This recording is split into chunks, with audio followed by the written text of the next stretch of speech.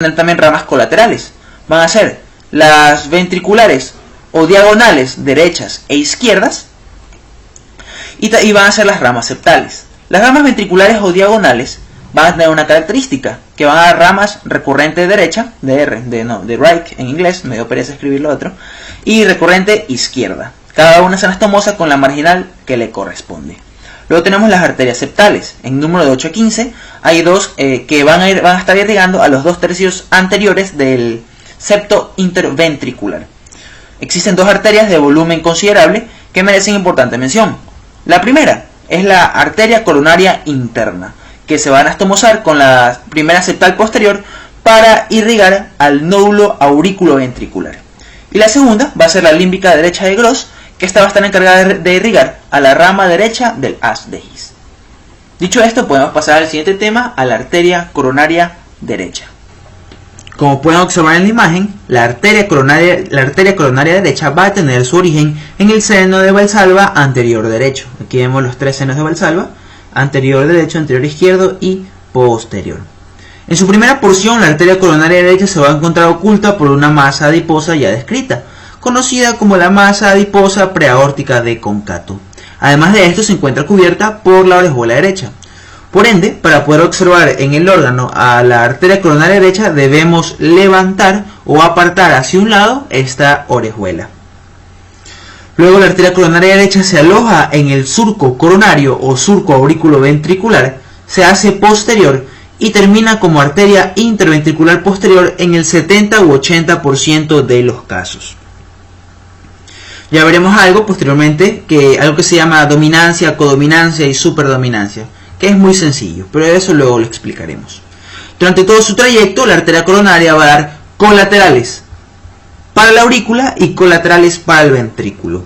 Entre las colaterales auriculares podemos destacar dos muy importantes: la preaórtica de Concato, que no se puede observar aquí, la preaórtica de Concato derecha, y la arteria para el nódulo sinusal, que en el 70% de los casos es dada por la arteria coronaria derecha. En el otro 30% es dada por la arteria coronaria izquierda,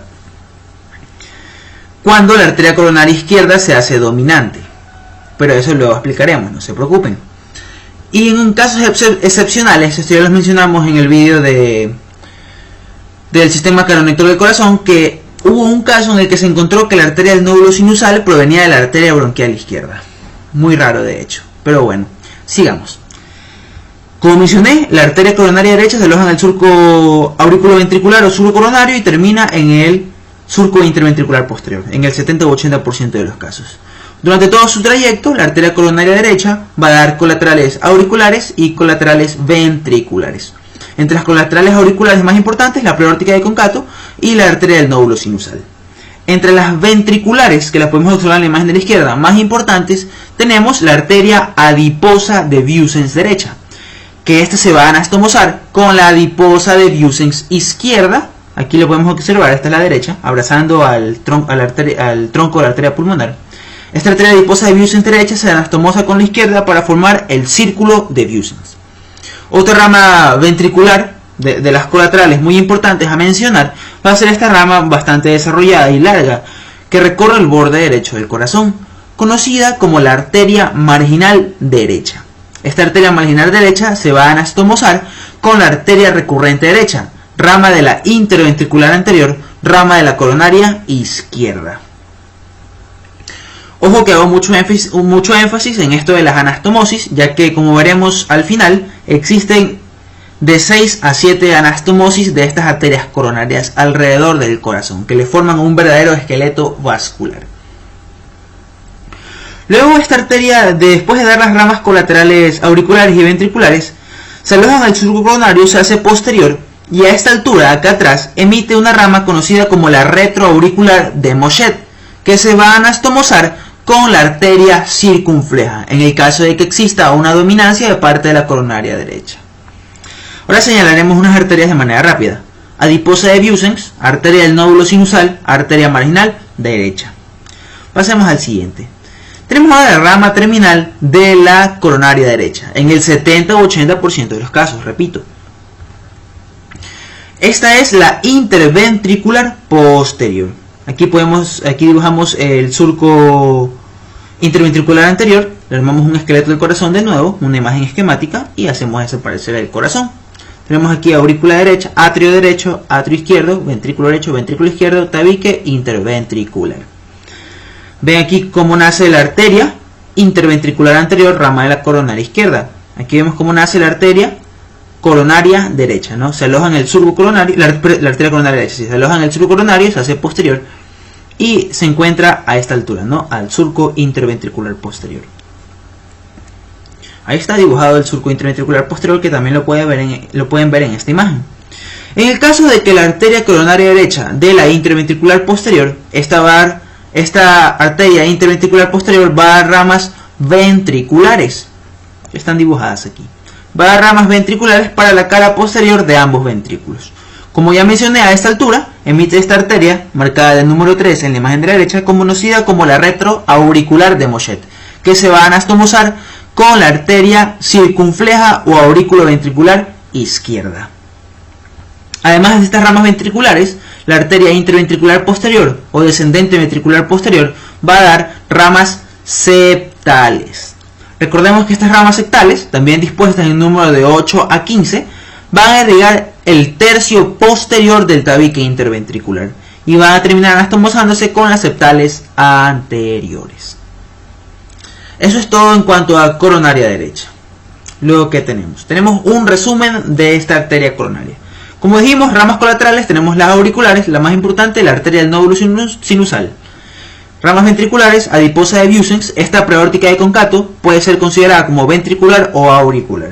Cualquiera de las dos. Depende de que nazca de la parte superior o inferior de la arteria coronaria derecha, ¿no? Entre las ramas ventriculares más importantes, adiposa de Vieussens, preórtica de Concato y la arteria marginal derecha, que termina anastomosándose con la recurrente derecha, rama de la interventricular anterior. Luego tenemos las ramas terminales. La interventricular posterior da en el 80 o 70% de los casos por esta coronaria derecha. Va a emitir ramas ventriculares, ramas septales posteriores, y aquí me olvidé de poner la retroauricular de Mochet, que como ya mencioné se irriga con la circunfleja, se anastomosa, perdón. Bueno, sigamos. Ahora sí, vamos al tema que el más importante, por así decirlo, de la irrigación del corazón. La dominancia, codominancia y superdominancia. ¿Qué es esto de dominancia y codominancia? Primero dibujemos un pequeño surco aquí. Aquí pueden observar el surco coronario y el surco, aquí el surco interventricular y aquí el surco interauricular, interventricular e intraauricular. Ven que forman una cruz muy bien marcada. Esta cruz se la conoce como la cruz de Haas. La arteria dominante es la primera que llega a esta cruz de Haas, que en el 70 o 80% lo hace la coronaria derecha. ¿Pero qué es esto de dominancia, no?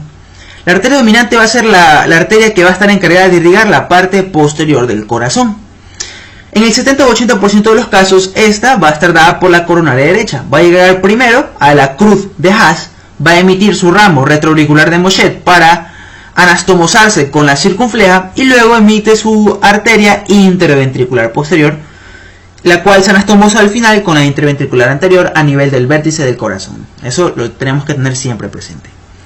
En el 12 o 15% de los casos, esta arteria interventricular posterior es dada por la circunfleja. ¿Qué es lo que sucede en este caso de dominancia de coronaria izquierda? La arteria circunfleja llega primero a la cruz de Haas y no permite que la coronaria derecha emita su ramo retroauricular, sino que ésta llega rápidamente a la cruz de Haas y emite su ramo interventricular posterior. Luego tenemos lo que es la codominancia. ¿Qué es esto de codominancia? Es decir, que ambas arterias contribuyen a la formación de la arteria interventricular posterior.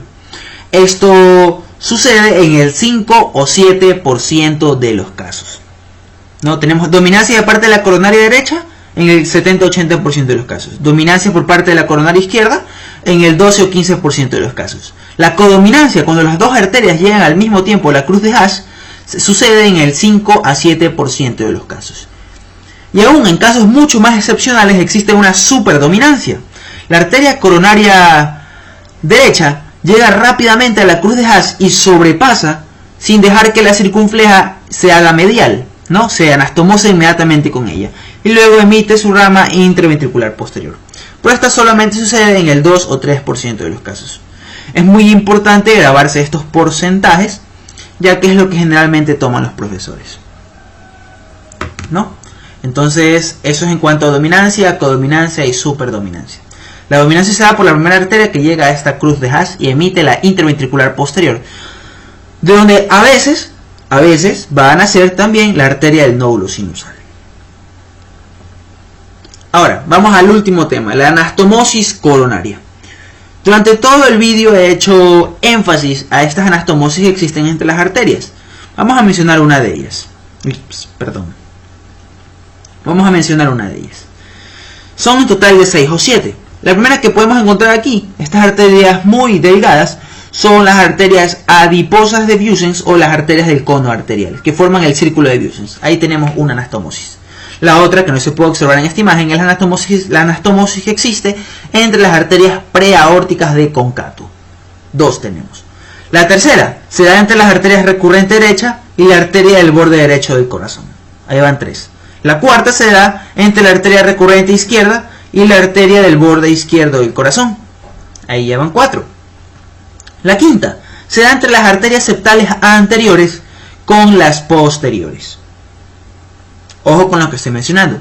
La siguiente tenemos la anastomosis que existe entre la interventricular anterior, la interventricular anterior con la interventricular posterior a nivel del ápex del corazón. Luego que tenemos la anastomosis de la circunfleja con la coronaria derecha a través de su rama retroauricular de Mochet. Esas son todas las anastomosis que existen entre estas arterias coronarias y le forman al corazón un verdadero esqueleto vascular. Les repito, la anastomosis de las adiposas de Vuesens, de las preaórticas de Concato, recurrente derecha con la arteria del borde derecho del corazón o arteria marginal derecha, la recurrente izquierda con la arteria marginal izquierda, las anastomosis de las septales anteriores con las posteriores, la anastomosis de las interventriculares, la anastomosis de la coronaria derecha con la circunfleja a través de la retroauricular de Mochet. Hay algo muy importante aquí antes de terminar el vídeo, es que las septales anteriores, las dos primeras, la primera está muy desarrollada, que es conocida como la coronaria interna, encargada de irrigar al nódulo aurículo-ventricular o nódulo de Ashoftabara. Y la segunda es la arteria límbica derecha de Gross, destinada a irrigar a la rama derecha del haz de His, que camina en el espesor de la banda moderadora. Esto ha sido todo en cuanto a irrigación del corazón. He tratado de resumir todo, de hacerlo concreto y fácil de entender. Ya saben, las diapositivas van a estar en la descripción. No se olviden de seguir en mi cuenta de Twitter, @besalio, termina en 0. Esto ha sido todo. Muchas gracias.